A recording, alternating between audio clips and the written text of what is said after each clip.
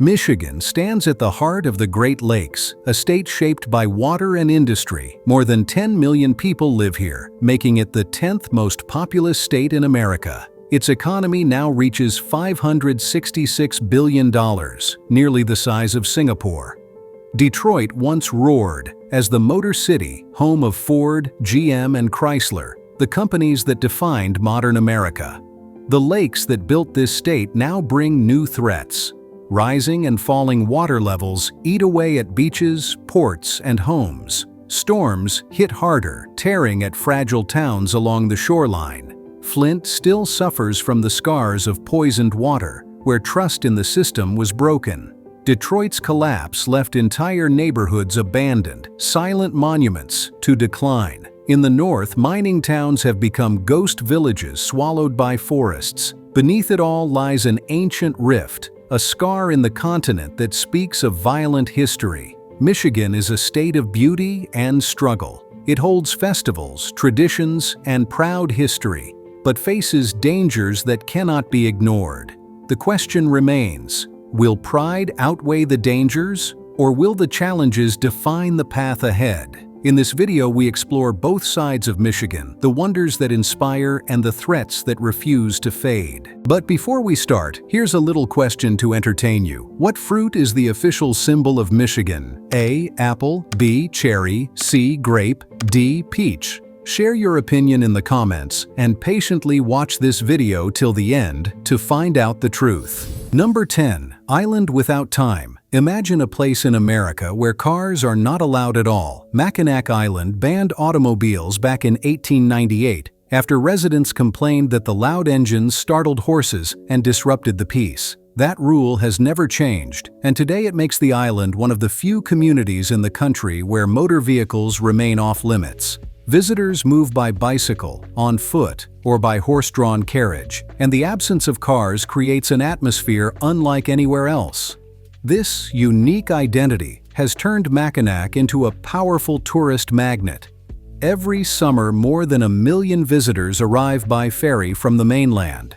The Grand Hotel, built in 1887, stands as the island's crown jewel with its massive white columns and the longest porch in the world. Downtown streets are filled with Victorian-style buildings, souvenir shops, and more than a dozen fudge stores.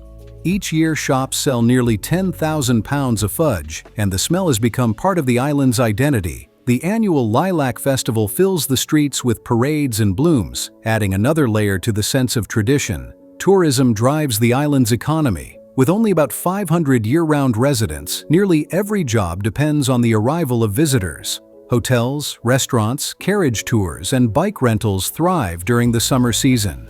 It is estimated that more than 70,000 bicycles are rented each year, making cycling the main way to see the island. In winter, the ferries stop running when ice closes the straits, leaving the community isolated except for small planes. This rhythm of busy summers and quiet winters has defined life here for generations.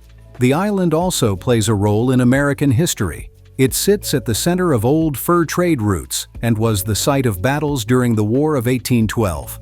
Fort Mackinac, built by the British in the 18th century, still stands on the bluff and is now a museum visited by thousands every year. Nearly 80% of the island is protected as Mackinac Island State Park, the first state park in Michigan, created in 1895. These layers of history and preservation add to the appeal, showing that its story is more than quaint shops and horse-drawn rides. But Mackinac is not without risks. Rising lake levels erode its fragile shoreline and force costly repairs. Strong storms sometimes cut off ferry service, threatening the flow of tourists. The heavy dependence on seasonal visitors makes the economy vulnerable to sudden downturns. What feels timeless is actually balanced on conditions that could change quickly. The island's charm relies on a delicate balance of tradition, natural beauty, and tourism, all of which face outside pressures. Mackinac Island remains one of Michigan's most distinctive places, blending history, tourism, and natural beauty.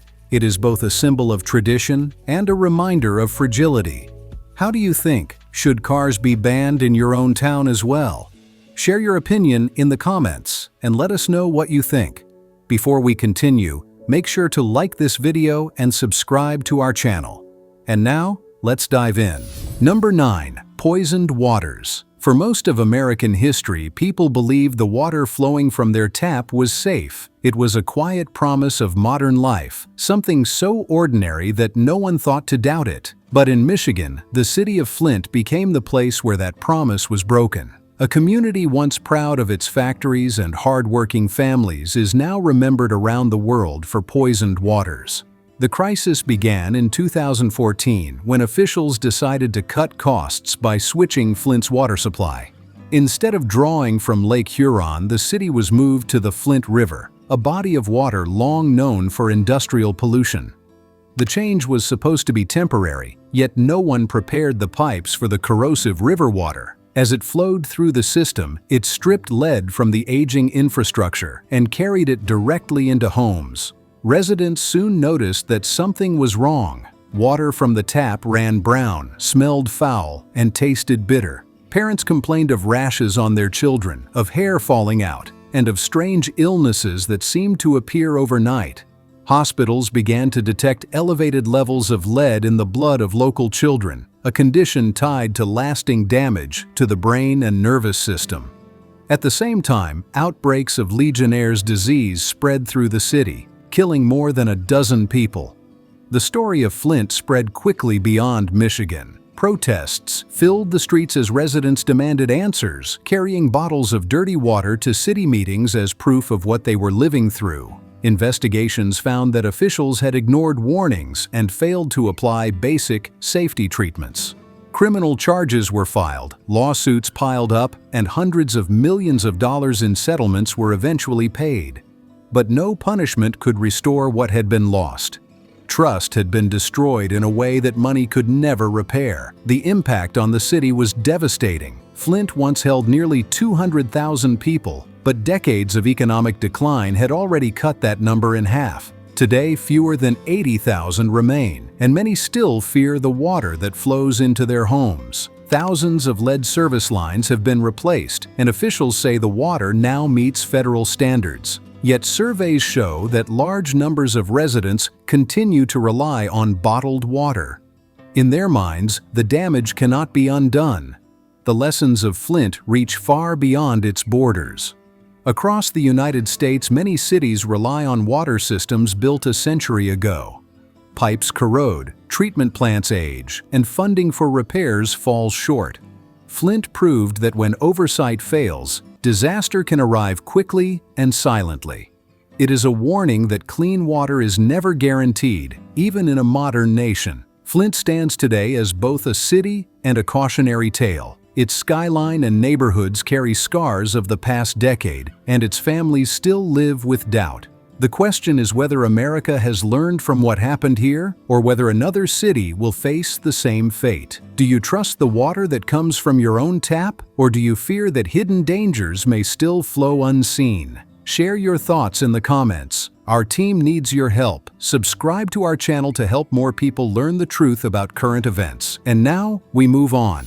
Number 8. Engines of history. Few places in America shaped the 20th century as powerfully as Michigan. This state became the beating heart of the auto industry, a place where factories turned steel and rubber into machines that redefined daily life. Detroit earned the name Motor City, and the sight of assembly lines running day and night became part of the state's identity. Generations of families found work in the plants, and the car itself became the symbol of American freedom. The roots of this transformation go back to Henry Ford. In 1913, he revolutionized manufacturing with the moving assembly line at the Highland Park plant. Cars that once took 12 hours to build could now be produced in less than 2. Prices dropped, sales exploded, and ordinary families could finally afford what had once been a luxury. Michigan's roads filled with the Model T, and the automobile reshaped how Americans lived, traveled, and even dreamed. The legacy is preserved today in Dearborn at the Henry Ford Museum of American Innovation. It is one of the largest museums of its kind in the world, covering 12 acres of exhibits. Visitors can stand beside the first Model T, Trace the evolution of automotive design and see the very bus where Rosa Parks refused to give up her seat. Each object tells a story about how technology and courage changed the course of the nation. Next to the museum lies Greenfield Village, an outdoor collection of nearly 100 historic buildings moved from across America.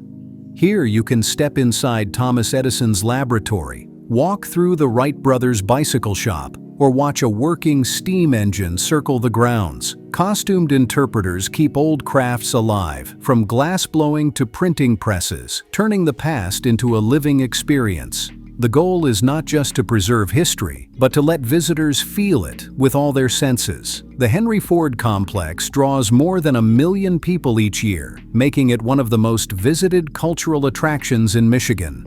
School groups, tourists, and researchers alike come to see the artifacts that shaped modern America. It is more than a museum of cars. It is a museum of ideas, showing how innovation built the world we know today. In many ways, it reflects the spirit of Michigan itself, a state where ambition and industry transformed society. But even as the museum celebrates triumphs, it also reminds us of fragility. Detroit's skyline still bears the scars of decline, and the auto industry has faced crises of competition, automation, and shifting markets. The story of Henry Ford proves how one man's idea changed history, but it also raises a question. Can Michigan continue to lead in a future shaped by electric vehicles and global challenges, or will its role remain only in the museum's past? Do you believe the legacy of Michigan's auto industry can inspire the future, or is it only a reminder of what once was? Share your thoughts in the comments. Now, please take a moment to hit that like button. It's a small action, but it helps YouTube's algorithm promote our videos to a wider audience. Number 7. Restless Lakes. Michigan is defined by its waters. The state touches 4 of the 5 Great Lakes and has more than 3,000 miles of freshwater coastline, more than any place in the country except Alaska. Together, these lakes cover more than 90,000 square miles, a surface larger than the entire United Kingdom. They hold 1/5 of the world's fresh surface water, a resource that has shaped trade, travel, and daily life for generations. More than 30 million people across the region depend on them for drinking water, including most of Michigan's own population. The lakes also built an economy. Shipping routes carried iron ore, coal, and cars, turning Detroit into the industrial engine of the nation. Today, more than 100 million tons of cargo still pass through the Great Lakes each year. Resorts and beaches created a summer tourism industry that supports thousands of jobs. National parks and state preserves stretch along the shoreline, from Sleeping Bear Dunes to Isle Royale, attracting millions of visitors. For many residents, the horizon of blue water is more than scenery. It is the true symbol of home. But the lakes are not as calm as they appear. Their water levels rise and fall in dramatic cycles, erasing beaches one decade and exposing dry docks the next. In recent years, storms have grown more violent, smashing seawalls and tearing apart coastal roads. Entire homes have collapsed into the water as bluffs gave way. The violence of Lake Superior has earned it the nickname the Graveyard of the Great Lakes, with more than 6,000 shipwrecks recorded across all 5 lakes. What seems steady and eternal can vanish after a single storm. The challenges ripple through every part of life. Tourism declines when beaches disappear under high water. Marinas and shipping lanes face costly disruptions. Insurance rates climb for waterfront property, and in some cases, coverage is refused entirely. Communities spend fortunes building barriers, only to see them destroyed within years. Even fishing is under pressure, as invasive species such as zebra mussels and Asian carp alter fragile ecosystems. For those who live on the shore, the lakes are both neighbor and threat.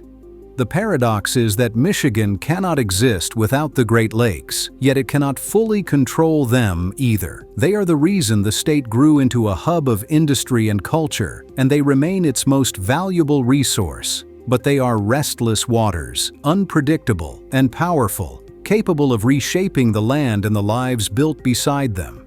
Michigan's future will always be tied to these lakes. The question is whether they will remain a blessing that sustains the state or become a force that demands too high a price. Do you believe the Great Lakes are more of a gift or a threat to Michigan's future? Share your thoughts in the comments. Share this video on X and Facebook to help us grow. Every share counts. Number 6. Fields of tulips. In western Michigan, there is a small city that looks like it was transported from Europe. Holland was founded in the mid-19th century by Dutch settlers who crossed the Atlantic seeking religious freedom and new opportunities. They brought with them their traditions, language, and a love of flowers that would one day define the community.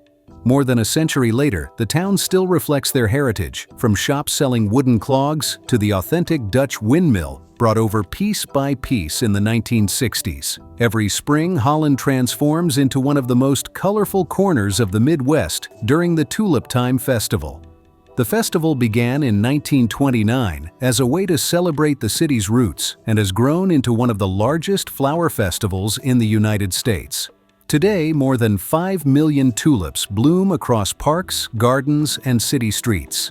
Parades move through downtown with dancers dressed in traditional Dutch costumes, their wooden shoes clattering on the pavement. Food vendors sell treats tied to the old country, and stages host concerts that keep visitors in town long after sunset. Each year, the event draws more than 500,000 people, turning a small city of 30,000 into a hub for international tourism. The impact reaches far beyond the flowers themselves. Hotels fill to capacity, restaurants extend hours, and local businesses depend on the surge of customers. Families plan their vacations around the festival, and school groups arrive by the busload to see the blossoms.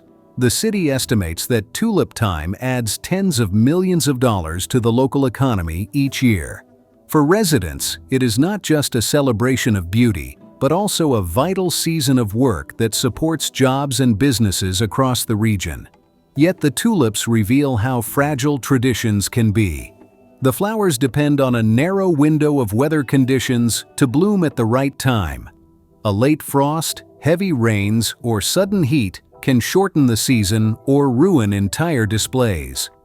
Plant diseases and pests pose an ongoing threat, forcing growers to monitor fields carefully each year. Even the timing of the festival can be unpredictable, as officials must plan months in advance without knowing exactly when the blossoms will peak.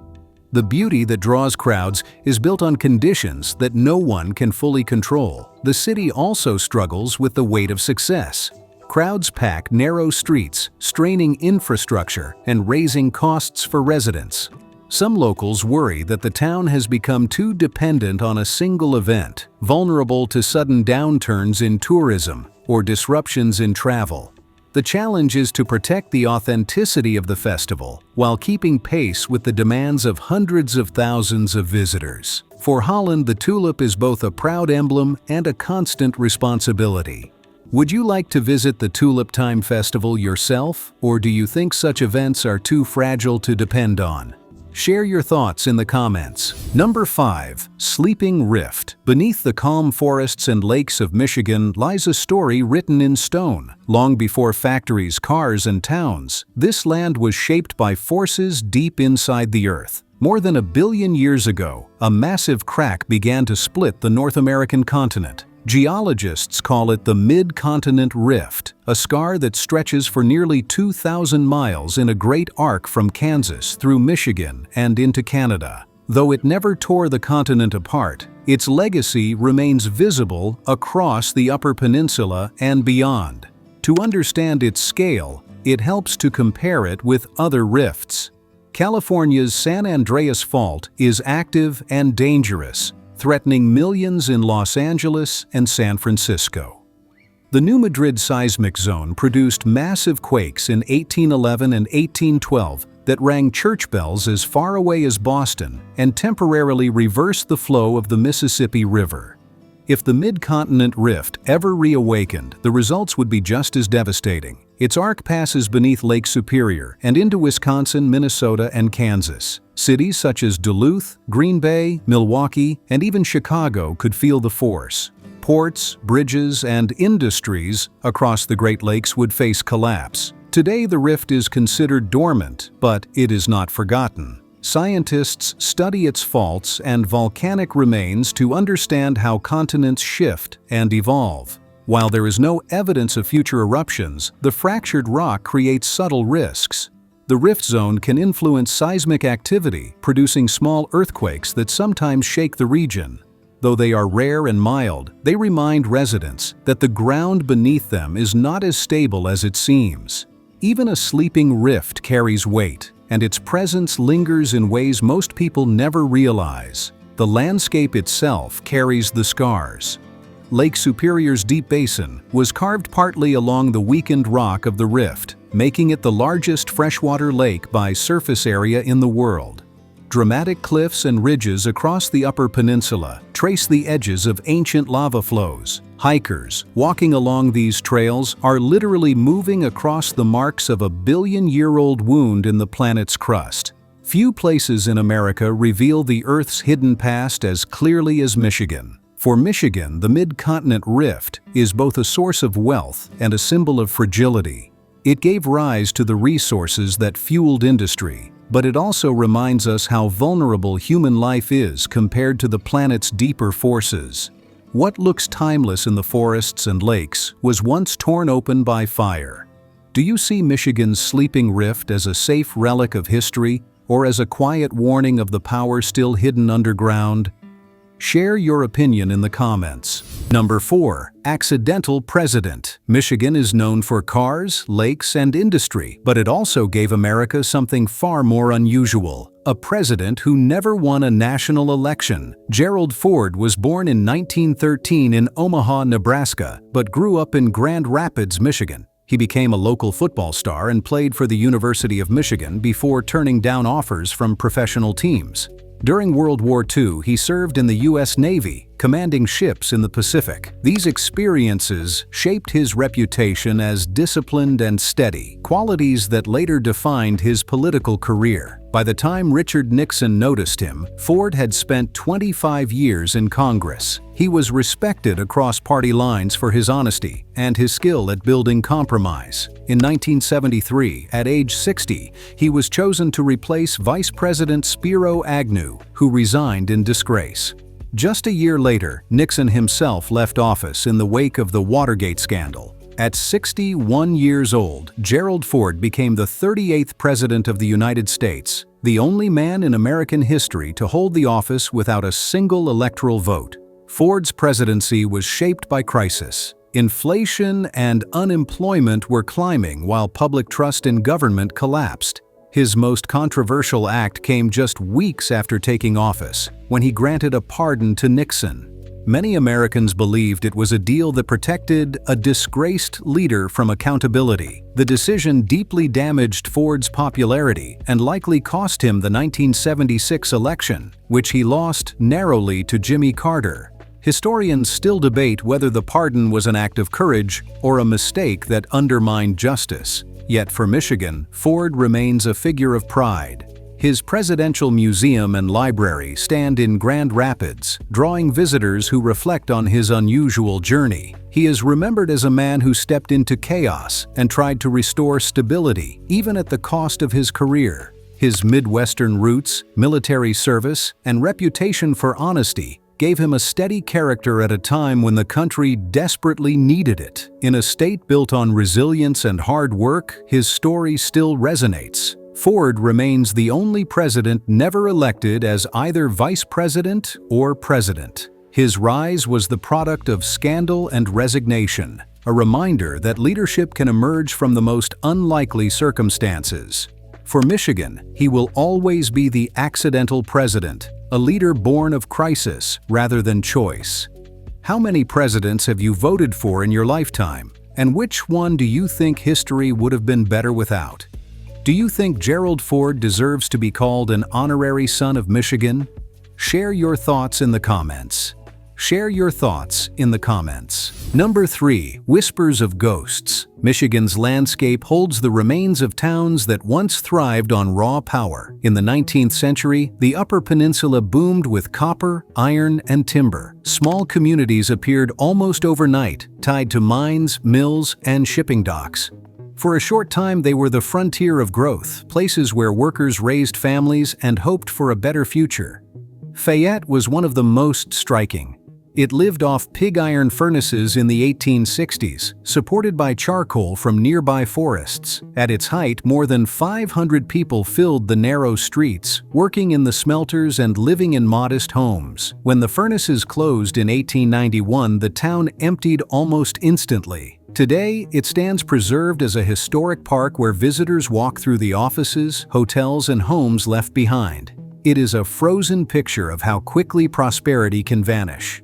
Central Mine tells a similar story. At its peak, more than 1,000 residents depended on copper veins beneath the ground. Families built schools, churches, and neighborhoods that seemed permanent. But by the 1890s, production slowed, and the town declined. Now only a handful of structures remain, and every summer descendants of miners gather for reunions, keeping alive a link to the past. Dozens of other sites across the Upper Peninsula followed the same cycle, leaving behind ghostly ruins hidden in the forests. But the problem did not stop in the past. Michigan still carries the scars of communities that collapsed when the economy shifted. Detroit is the clearest modern example. In the 1950s, it was America's fourth largest city, with 1.85 million people. Today, fewer than 620,000 remain. Entire neighborhoods stand abandoned, with empty houses stretching for blocks. Some streets now look more rural than urban, dotted with grass and trees where families once lived. In some areas, as many as 30% of houses are vacant, and schools and churches sit in silence. The city's decline reached its peak in 2013, when Detroit filed the largest municipal bankruptcy in American history. For many, it symbolized the collapse of the American auto industry that once defined the state. Yet the ruins also drew photographers, artists, and explorers who came to document the beauty and tragedy of abandoned factories and theaters. Detroit became both a warning and a fascination, a modern ghost town in the heart of the Midwest. For Michigan, these ghost towns, old and new, tell one story. Communities born from a single source of wealth can fade as quickly as they rise. From remote mining camps to one of America's largest cities, the lesson is the same. Nothing built on fragile ground lasts forever. At the same time, some neighborhoods in Detroit are now being rebuilt, showing that even ghosts can return to life if people choose to stay and fight for them. Would you walk the streets of an abandoned town, or do you find the silence of empty neighborhoods too unsettling to face? Share your thoughts in the comments. Number 2. Fair of Giants. For more than a century, the Michigan State Fair has been a stage where the state's rural strength meets its urban pride. First held in Detroit in 1849, it became one of the oldest state fairs in the country. In its early years, the fair drew farmers, inventors, and curious crowds eager to see the best crops, livestock, and new machines.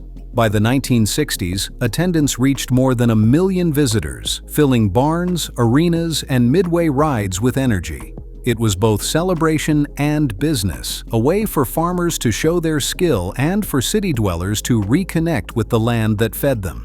Today, the fair continues in Novi at the Suburban Collection Showplace, attracting more than 280,000 visitors each year. Crowds stroll past prize cattle, horses, and pigs, alongside displays of Michigan produce and handmade crafts.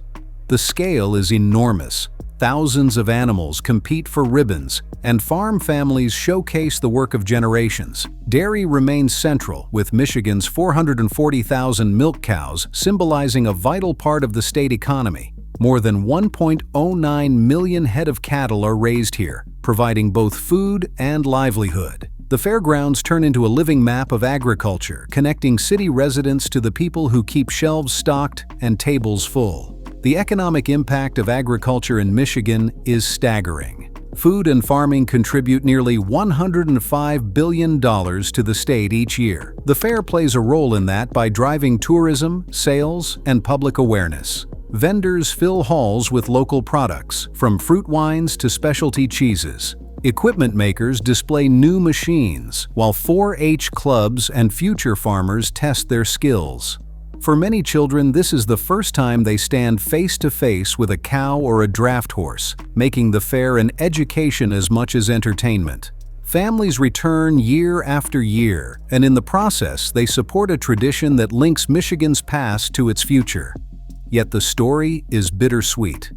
The original fairgrounds in Detroit closed in 2009 after years of declining attendance and state budget cuts.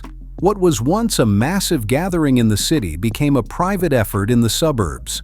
Some critics say the move weakened the fair's identity, cutting its ties to the diverse audiences of Detroit. Others argue the modern fair is thriving, with attendance growing by more than 60% since the pandemic. The tension reflects a larger truth. Traditions must adapt or risk fading away. Still, the Michigan State Fair remains one of the clearest reminders of what the state values. Agriculture, family, and resilience are displayed in every barn and booth. From prize-winning cattle to butter sculptures and carnival rides, it is a giant mirror of Michigan itself, both proud and fragile. Would you visit a state fair to celebrate these traditions, or do you think such events have lost their place in modern life? Share your thoughts in the comments. Now it's time to find out the correct answer to the quiz. What fruit is the official symbol of Michigan? A. Apple. B. Cherry. C. Grape. D. Peach. The correct answer is B. Cherry. Number 1. Cherry capital. Not everything in Michigan is steel, water, and stone. In the north, near the shores of Lake Michigan, the state reveals a sweeter side. Traverse City proudly calls itself the cherry capital of the world, and for good reason. Michigan grows the vast majority of America's tart cherries, producing tens of millions of pounds each year. The orchards stretch across rolling hills, their blossoms painting the countryside white and pink each spring. What began as a regional crop has become one of the state's most recognized symbols. The National Cherry Festival has celebrated this legacy for nearly a century. Each summer, hundreds of thousands of visitors arrive in Traverse City to join the parades, sample pies, and watch air shows thunder overhead. The event began in the 1920s as a small gathering of growers, but quickly grew into a national attraction. Today, it is both a tourist magnet and a cultural anchor, filling hotels, restaurants, and shops, with crowds eager to taste the fruit that defines the region. Local farmers showcase their harvests, bakers craft elaborate desserts, and even the parades center on the cherry as a symbol of pride. Economically, the cherry industry brings millions of dollars into Michigan each year. Orchards employ thousands, while related businesses from packaging to shipping depend on steady harvests. Tourism tied to the festival amplifies that impact, making Traverse City one of the busiest destinations in the state during the summer. In many ways, cherries have become to Michigan what citrus is to Florida, or grapes are to California, an agricultural brand with national recognition. For residents, it is more than commerce. It is identity, rooted in the soil and carried through generations of growers. Yet the sweetness carries a note of uncertainty. Cherries are vulnerable to the changing rhythms of the climate. A late frost can destroy an entire season's crop in a single night. Diseases and pests add new risks, while imported fruit competes for market space. Farmers fight to keep orchards alive against forces far beyond their control. Each successful harvest is a reminder of both the fragility and resilience of the industry. The festival continues, but always under the shadow that one bad year could undo decades of work. For Michigan, the cherry is more than a fruit. It is a symbol of endurance, a reminder that even in a state marked by industrial decline and environmental struggles, there is still room for celebration. The orchards around Traverse City stand as a living promise that culture and community can grow from the land itself. Would you travel to Michigan to take part in the National Cherry Festival? Or do you think traditions like this have lost their place in modern life? Share your thoughts in the comments. Thank you for exploring the hidden corners of Michigan with us. Click on the video you see on the screen to check out other hidden discoveries on our channel.